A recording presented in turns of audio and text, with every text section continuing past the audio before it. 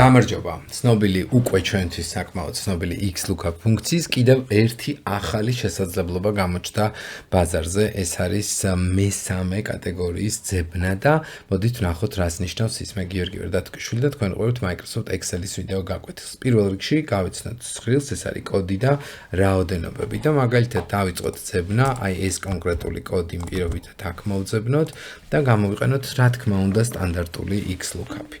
ტოლია X-lookup-ი და როგორც ხედავთ, ვეუბნებით, რომ ეს კონკრეტული ჩანაწერი ამ დიაპაზონში იპოვოს, დააბრუნოს ეს კონკრეტული მონაცემი და მივცეთ Enter-ი. როგორც ხედავთ, დააბრუნა მართლაც იპოვა მისი შესაბამისი შესატყვისი მონაცემი. ვნახოთ შემდეგი ამოცანა, სადაც ვეუბნებით, რომ მაგალითად ჩვენ გვინდა ვიპოვოთ 34. რას ნიშნავს 34? რიცხვი, რომელიც არის კოდის შემცველი. და 34-ის ძებნის დროს თუ პირდაპირ X-lookup-ს მივადგებით და ვეტყვით, რომ მოძებნე ეს 34 აი ამ მონაცემებში და ამის შემდეგ დააბრუნე ეს მონაცემი, მაშინ პირდაპირ პასუხი რა თქმა უნდა გვიბრუნებს NA-ს.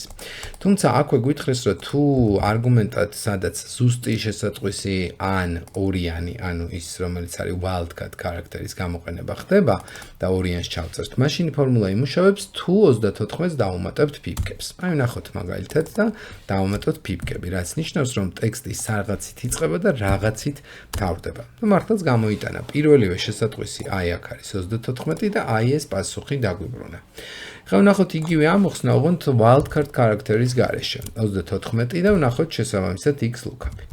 X-lookup-ში ვეუბნებით, რომ მოძებნოს ეს ტექსტი ძებნა აკეთოს აქ, დააბრუნოს აი ეს მონაცემი და უკვე ამის შემდეგ სამიანი, ანუ regex match-ში მივდითოთ და ამისი დახურვის შემდეგ ვნახავთ, რომ შესაბამისად მონაცემი აქ უკვე ნამდვილად იმუშავებს. შეგახსენებთ, რომ აქ რომ ფიფკები ყოფილიყო, მაშინ ფორმულა არ იმუშავებდა და იქნებოდა value. როგორც ხედავთ, აქ უკვე 34-ს ჩავწერთ და პირდაპირ აგდებს. აი მაგალითად 74-ს ჩავწერთ და აგდებს.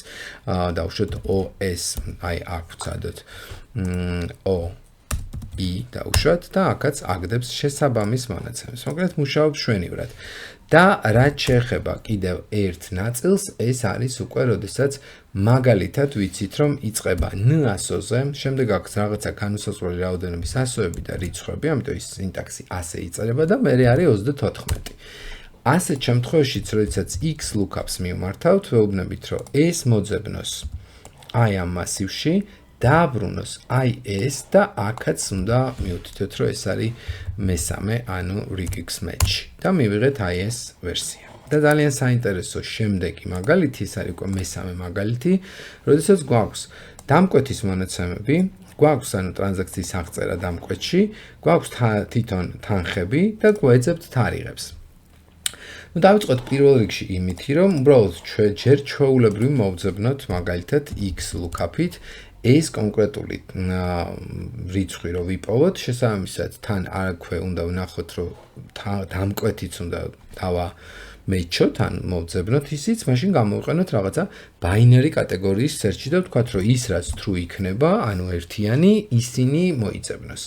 მაგრამ ამ დროს ორი ფშხილის გახსნა გვინდა, რადგან ორი არგუმენტი უნდა ერთმანეთს დავაჯახოთ, ანუ გადავამრავლოთ და ამ შემთხვევაში მივიღებთ ნოლებსა და ერთებს და პირველივე ერთიანი უნდა ამოგვიგდოს. ნახოთ, რომ მაგალითად ეს ჩანაწერი უნდა მოიძებნოს აი ამ მასივში და შესაბამისად უნდა გადავამრავლოთ ეს ახალ მეორე მასივში, სადაც ვეუბნებით, რომ მოძებნოს აი ეს მონაცემი უკვე ტოლი, რომელიც იქნება ამ ჩანაწერის. თუმცა ალბათ უკვე ხვდებით, რომ აქ რაღაცა პრობლემას დავაწყდებით, ხო, იმიტომ რომ ეს ერთ-ერთში უნდა ემთხვეოდეს ერთმანეთს და ბუნებრივია არ ემთხვევა და დაგვიბრუნოს აი ეს მონაცემი. ასეთ შემთხვევაში მართლაც იმუშავებდა ფორმულა, ჩვენ რო გქონოდა შემთხვევა, რომ აქ სადმე გვიწერია მაგალითად ესეთი RS-ი და მაშინ იმუშავებდა ზუსტად. მაგრამ ჩვენ ხო მიახლოებითი შინაარსით ძებნა გვინდა, ამიტომ გამოდის, რომ ეს ფორმულა, რომელიც აქ გვაქვს, რეალურად ასეთ დროს, როცა მიახლოებითად ვეძებთ, არ გამოგვადგება.